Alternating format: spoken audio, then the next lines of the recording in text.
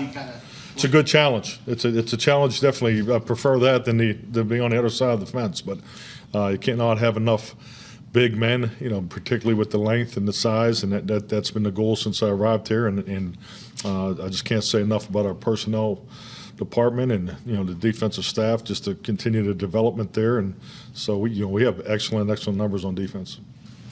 Mike, when you look at the cadence, you're a big cadence guy, multiple cadences and things. I think when Dak's been your quarterback, you have 6 false starts. When Cooper's played the 5 games, you only had 5. Is it too much that's going on, or how do you? I think timing has a little bit to do with that, Todd. Frankly, I mean, because you look at Dak's played in week 1 coming out of camp, and and obviously we lost Tyron the week 7 days before that, so that played into it too a little bit, and and then coming back too. So and I think. Cooper, did a really good job, very consistent, and their cadences are very similar because that's, and they should be. That's the way you train. But yeah, I think that's a little bit of, I hope it is, a little bit of convenient statistics, which is part of it, and you have to really look at those things. But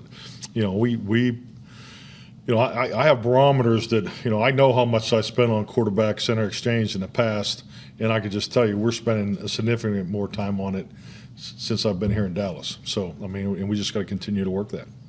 Like Brad Shan, Cowboys Radio, you talked about the importance of getting the ball to your playmakers. How fluid is the identity of who the playmakers are? I'm especially thinking of the growth of Turpin, young tight ends, people who might not have been included in that list when you started the season. Yeah, that's a great point, and not that you don't always make great points, but it's an excellent point, and I think you look at Turpin. When did he arrive? So yes, I mean, I think we think the same way. I mean, how much more can we give him? I mean, he's doing a lot more in practice, but we all know how Sundays go. So I mean, yeah, you're always trying to develop those because, I mean, you don't plan for 60 plays of offense. You plan to play double headers is the way I always looked at it. You want to be able to play a double header if you have to, and with that, there's plenty of opportunities for everybody available. It's just what gets called, how's the execution, how the execution goes, and how the defense responds.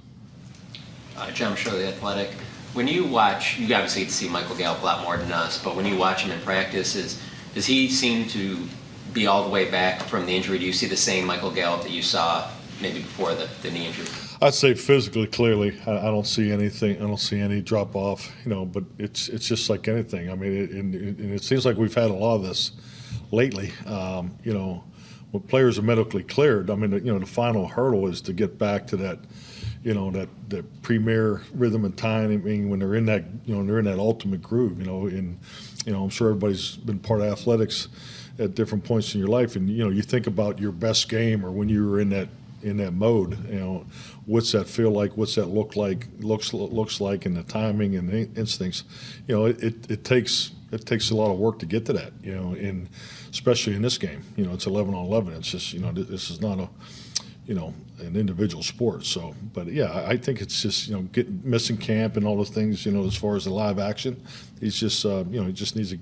We need to, frankly, when we've talked about this, I think Kellen talked about it also on Monday. We just got to continue to work and get him more opportunities. Mike, there's a debate about grass and turf, and it's probably a debate that's been going on for years. Where do you come down on? Should the league and teams start thinking about, okay, go all grass, get rid of turf? How do you come down on that? Well, I mean, there's obviously there's a number of variables there. Do I think grass is the best surface? Absolutely. I don't. And we can talk about Bermuda, we can talk about bluegrass, we can talk about zoysia. I mean, I'm your guy. So, but I'm not going to sit up here and talk about another man's money. My father, taught me that a long time ago. So, how do you get to that? That's a whole different conversation. But yeah, I think grass clearly is the best surface to play on, and that's why we practice on it as much as possible. We will not go inside unless we absolutely have to. So, the documentation's probably there to support the opinion. How we get there, that's a whole other conversation. Back to football for a second. McGovern, his ability as a center, how has that come along in the time you've been with him?